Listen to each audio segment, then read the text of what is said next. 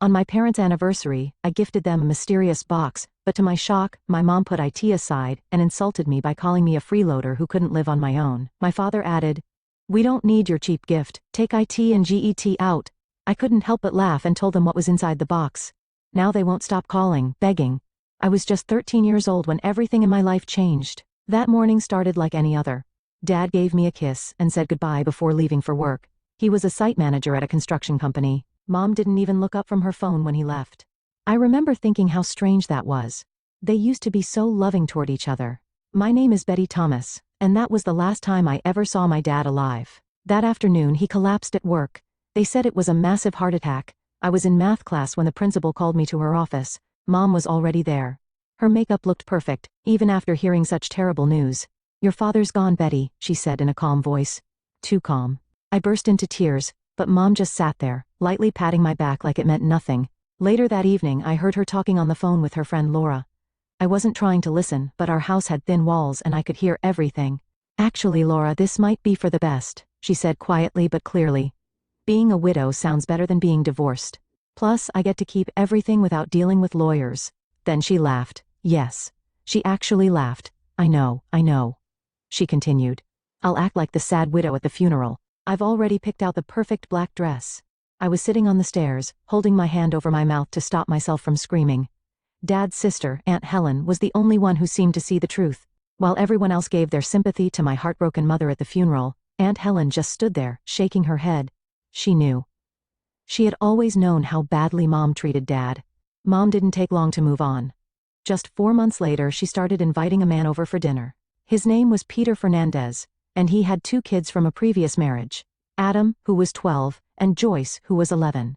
Mom would cook big, fancy dinners when they came over, something she never did for Dad. One evening, Mom turned to me with a sugary voice and said, "Betty, sweetheart, Peter and I have something to tell you." I already knew what they were about to say. The way they sat close together on the couch, holding hands, with Mom smiling like a teenager, it was obvious. "We're getting married," Mom said cheerfully. "Isn't it wonderful? You'll have a new father and siblings." I forced a smile, but my stomach felt sick. "That's great, Mom. Congratulations." Peter gave me a smile too, but it didn't feel real. "Adam and Joyce are so happy to have a new sister," he said. But I'd seen the way his kids looked at me during their visits, like I was dirt stuck to the bottom of their expensive shoes. That night, I called Aunt Helen and cried for hours. She listened without interrupting, then said something I'll never forget. "Sweetheart, sometimes the family you choose is more important than the family you're born into. Don't forget that." Adam and Joyce moved in just a week after the honeymoon. Right away they took the nicest rooms in the house. Even my playroom became Joyce's art studio. When I tried to say something, Mom just told me, "Don't be selfish, Betty. We need to make them feel welcome." After marrying Peter, Mom became a completely different person. She spent hours helping Joyce with schoolwork or going to Adam's soccer practice. Meanwhile, I was eating dinner alone in my room. The way she looked at Peter, it was like she thought he was the most amazing person in the world. I had never seen her look at Dad that way. "Adam needs new shoes for soccer," she'd say. Or "Joyce is going to take art classes this summer." There was always money for their needs. But when I asked for something small, even school supplies, she'd sigh or roll her eyes like I was asking for too much. So, I stopped asking altogether. They started going on trips together, not fancy ones, just weekend visits to other towns or camping in state parks, but I was never invited. "You'll be bored," Mom would say, not even looking at me as she packed snacks for Adam and Joyce. Besides, someone needs to feed the cat. So I'd stay with Aunt Helen during those trips. Her little cottage felt more like home than my own house ever did. She never had kids of her own, but she treated me like the daughter she always wanted. "This isn't right, Betty," she would say while I unpacked my overnight bag for what felt like the 100th time. "A mother shouldn't have favorites." I shrugged, pretending it didn't hurt. "At least I have you, Aunt Helen," I said. One evening, when I was 17th, I brought up college during dinner. I had been looking at schools online and dreaming about studying business management. "Mom," I said carefully, waiting for the right moment when everyone seemed happy, "I want to talk about college applications." Mom's fork dropped onto her plate. "College, Betty? We can't afford to send you to college. We have to think about Adam and Joyce's education." Adam smirked across the table, and Joyce didn't even try to hide her proud smile. Peter just kept eating like the whole talk had nothing to do with him. Later that night, I stopped Mom in the kitchen. "What about Dad's money?" I asked. "He had life insurance, and he saved for years." Mom's face turned cold. "I've used that money to take care of you for the past 5 years, she snapped. Food, clothes, a roof over your head. Did you think that was free? Stop acting like you deserve everything. You can't just expect things from me. I stood there shocked by her harsh words. I knew she was lying. Dad had worked so hard to save for my future, and now all that money was gone, spent on her new perfect family while I was left behind. That weekend, I went to Aunt Helen's house, my eyes still full of tears. We sat at her kitchen table, and the smell of fresh coffee filled the air as I told her everything, how Mom shut down my dreams of college, and how unfair it all felt. Aunt Helen listened quietly, holding her warm mug. When I finished talking, she got up and walked to her study without saying a word. I heard her opening and closing drawers. Then she came back with a thick envelope in her hand. Your father came to see me about 3 weeks before he died, she said, placing the envelope on the table. He seemed worried, like he knew something bad might happen. He gave me this and made me promise to keep it safe until you were ready for college. My hands shook as I opened the envelope. Inside was a bank statement with a big savings account in my name. Aunt Helen was listed as the trustee. Dad had been secretly saving money for years, just for me. Your mom had been acting strange, Aunt Helen said softly. Your dad wanted to make sure your future was safe no matter what. The money's been growing all these years. I started crying again, but this time it wasn't out of sadness. It was because I felt so thankful and loved. Even though Dad was gone, he still protected me. We can't tell your mom about this, Aunt Helen said. I wiped my eyes, and Aunt Helen nodded in agreement. Over the next 3 years, I focused on my schoolwork and kept my college plans a secret. Adam and Joyce never missed a chance to mock me about my future. Hey Betty, Adam would say in the hallway, grinning. I heard the diner downtown needs a dishwasher. You better apply soon. Joyce would laugh and add, maybe if you're lucky, they'll let you clean tables too. They laughed like it was the funniest joke ever. I just kept walking past them, staying quiet. My silence seemed to annoy them more than anything I could have said. Then came graduation day. I had barely taken off my cap and gown when Mom and Peter asked me to come into the living room for a serious talk. They sat on the couch like judges, ready to give a decision. I stood in front of them, waiting. Betty, Peter said in a firm voice, you're 19 now. We've been more than generous, but you need to understand that you can't live here forever. It's time to get a job and take care of yourself. I smiled calmly. I understand completely. I'll be moved out by next week. They looked surprised. It was clear they thought I'd cry or argue. Mom opened her mouth to say something, but then closed it again. Well, good, Peter said, caught off guard. That's very mature of you. Neither of them asked where I would go or how I would manage. They were just happy I didn't fight back. They didn't want to ask anything that might make things harder for them. Moving day came faster than I thought. I packed everything I owned into 3 cardboard boxes and 2 suitcases. It wasn't much. It felt like I had been preparing for this moment without even knowing it. At exactly 10 a.m., Aunt Helen pulled up in her blue Honda. I watched her from my bedroom window, hoping someone from the house might come out, but no one did. Even though I saw the curtains in Joyce's room move, no one said goodbye. As we drove away, I watched the house where I grew up get smaller and smaller in the side mirror until it was completely gone. I didn't cry. With every mile we drove, I felt lighter. It was like a weight had been lifted off my shoulders. That house was full of fake smiles and empty love, and I was finally free. That summer, I worked at the Sunshine Cafe, serving coffee and sandwiches to kind customers who always smiled and tipped well. The owner, Mrs. Walter, was sweet and even let me work extra hours to help me save more money for college. In September, I boarded a plane and left for West Virginia University, 2 states away from everything I had ever known. I joined the business management program. It was tough, but I gave it everything I had. My roommate Jacqueline became my first real friend since middle school. At first, she didn't know much about my past. But when she finally heard my full story, she just gave me a hug and said, "Their loss, girl. It's their loss." Mom's Instagram page became the only way I could see the life I had left behind. There they were, smiling at Adam's soccer games, cheering for Joyce's art show wins, and posting beach photos from family vacations. The captions always sounded fake, like ads, so proud of our amazing kids or nothing better than family time. I was never mentioned, not even once. It was like I had never existed. On holidays, I spent time at Aunt Helen's house. We cooked together and watched old movies. We made our own little traditions, and they meant more to me than any of those awkward family dinners I used to have. Sometimes Aunt Helen would catch me looking at Mom's social media posts. She'd gently take my phone and say, "Don't do this to yourself. You're writing your own story now." And she was right. I was. I graduated summa cum laude, and had job offers lined up before graduation, thanks to my good grades and internships. Jacqueline's dad, Mr. Eric, owned a big marketing company. He noticed my work during a school project event. "We need smart people like you," he said during my interview.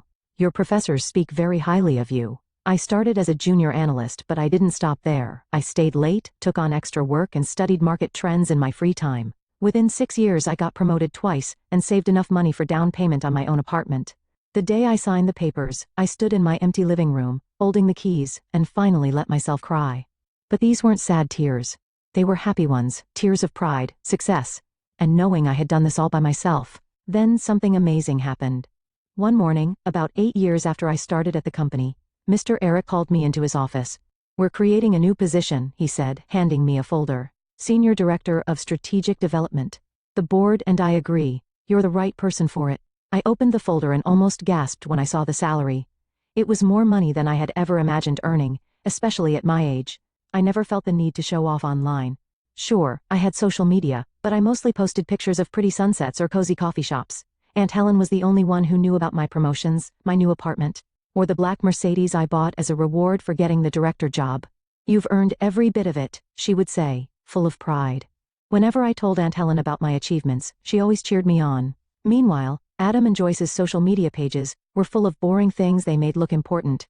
Adam often posted pictures standing next to his old Hyundai Elantra, with captions like, "Living the dream, blessed, luxury life." Joyce would post selfies at the local mall, tagging fancy designer brands that she clearly couldn't afford. One post really made me laugh. Adam standing proudly next to his car at a local car show writing, "When hard work pays off. Success. Entrepreneur." I read it while sitting in my Mercedes AMG, which was worth more than Adam made in a whole year. But I didn't feel the need to show off or prove anything to anyone. Then came the message that changed everything. It popped up on my Instagram one Thursday morning. "Betty, it's your mother. My 50th birthday is next month, and I'm having a party at an expensive restaurant called LeBlanc. You've probably never heard of it. I expect you to be there. It's on the 16th at 8 p.m. sharp. Don't embarrass me." I stared at the screen, reading the message over and over. After 13 years of silence, this was how she chose to reach out? No. "How are you?" No kindness, no effort to reconnect, just a cold demand with a little insult thrown in about the restaurant. I almost deleted the message, but something stopped me. Maybe I was just curious, or maybe I wanted to see how it would all play out. I called Mr. Eric and asked for a week off from work. That same evening, while sipping tea in Aunt Helen's warm kitchen, she asked me a question I had been asking myself. "What are you planning to give her?" I smiled and pulled out my phone, showing her the confirmation email. It was a luxury vacation package to Australia, 3 weeks at a 7-star resort, with first-class flights included. The whole thing cost around $20,000. Aunt Helen's eyes went wide. "Betty, that's way too much. She doesn't deserve it." "Oh, I know she doesn't," I said with a laugh, taking another sip of tea. But can you imagine the look on her face when she realizes what she gave up? The daughter she tossed aside turned out more successful than she ever dreamed. I just want to see her reaction when she realizes how wrong she was about me. Aunt Helen chuckled and shook her head. "You're a little bit evil," she said with a smile. "I love it." On the evening of Mom's birthday, I put on a simple but elegant Chanel dress.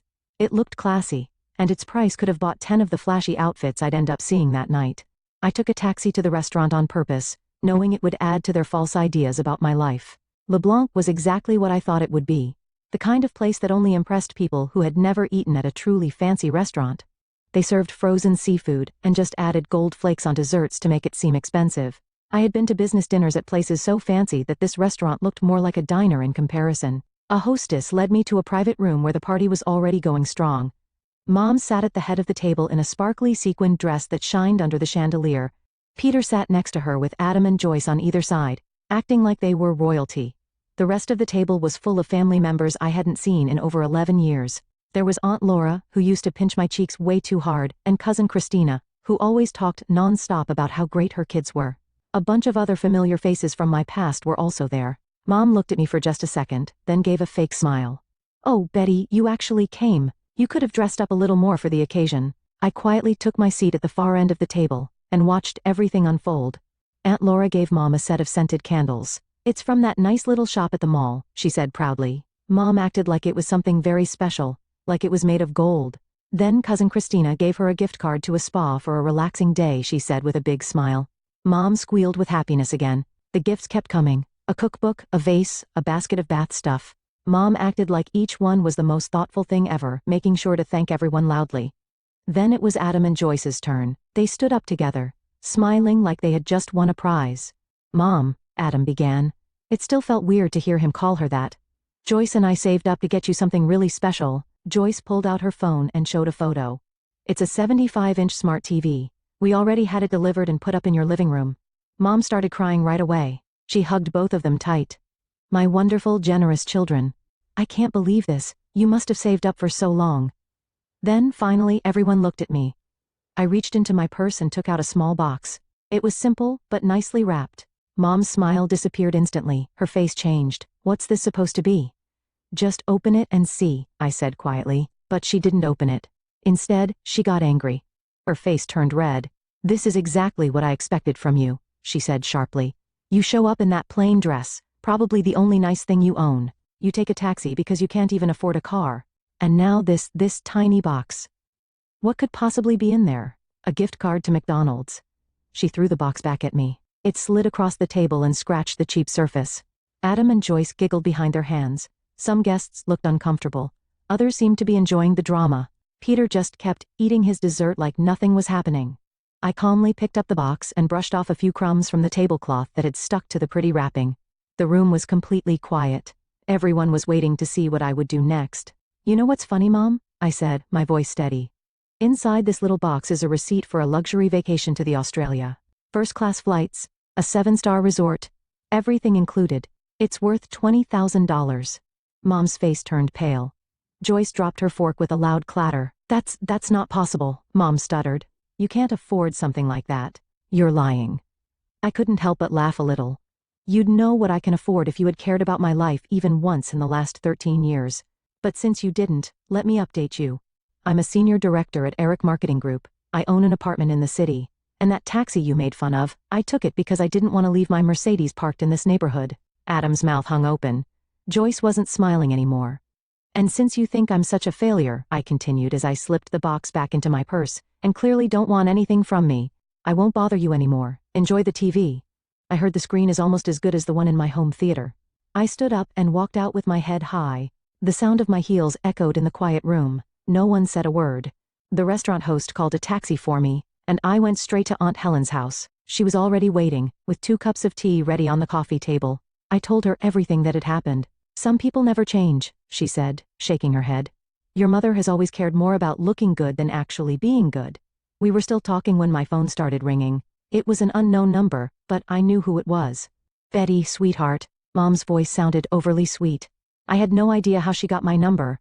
I've been thinking about what happened. Have you? I asked calmly. Yes, she said. I realize I may have spoken too soon. If you're still willing to give me that gift, I'd love to accept it. We could use this as a fresh start. I want to be in your life again. We're family. No, I said, finally understanding everything. We're not really family. We're just people who share the same DNA. You didn't want to fix anything, you just want the vacation. Then, I hung up. Even after I left town, my phone wouldn't stop ringing. Mom tried calling from different numbers, her cell, the house phone, even Peter's phone. When she saw I wasn't going to answer, she started sending messages. Betty, please call me back. We need to talk about this. She kept texting me. I've been thinking about what you said about your job. Maybe you could help Adam get started in marketing. He's very creative. Joy said she'd love to intern at a big company like yours. It would look great on her college applications. Also, the house needs some repairs, and since you're doing so well, each message was more obvious than the last. No, I'm sorry. No, I was wrong. Just one request after another. Hints about money, favors, and help for her kids.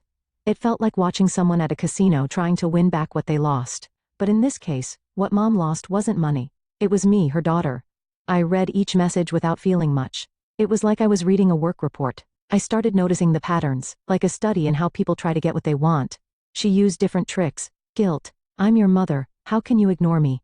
Flattery. You've become such a successful woman. Manipulation. Family should help family. Threats. I'll tell everyone how you abandoned your own mother. A week after I got back home, Aunt Helen called me. Your mom's been calling me nonstop, she said.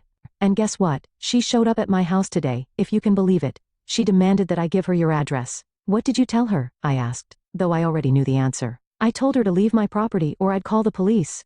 Aunt Helen said with a little laugh. You should have seen her face. She kept saying she had a right to know where her daughter lives. I reminded her she gave up that right a long time ago. I pictured Mom standing on Aunt Helen's porch, probably wearing one of her fancy outfits, trying to force her way into getting what she wanted. It was the same behavior I'd seen my whole life, but now I could clearly see it for what it really was. She didn't take it well, Aunt Helen continued. She started yelling, saying we were both ungrateful, that she'd sacrificed everything for you. I think the whole neighborhood heard her shouting. When she realized I wasn't going to help, she stormed off. But Betty, be careful. She seemed desperate. I've already blocked her on everything, I told Aunt Helen. Social media, phone, email, everything. And I've told security at my office not to let her in if she ever shows up. After we hung up, I walked around my apartment looking at everything I'd worked so hard for. The modern furniture I picked out myself. The paintings on the walls. The beautiful view of the city outside my window. Every part of it came from my own hard work. Then I thought about Mom's messages. Now that she knew I had money, Mom suddenly showed interest in my life. In the end, it was almost funny. She had thrown away her relationship with me just to look like she had the perfect family, and now, she wanted back into my life just to look like she was close to someone successful. But if she taught me anything, it was this. Family isn't about blood or papers, it's about love, support, and being there for each other through good and bad times. I had that with Aunt Helen. The next morning I called the travel agency and changed the name on the Australia vacation package. Now, it was under Helen Thomas. When I told Aunt Helen, she tried to say no, but I smiled and told her, you deserve this more than she ever did. You've been more of a mother to me than she ever was. Aunt Helen hugged me tightly, and for the first time in many years I truly felt like I was right where I was meant to be.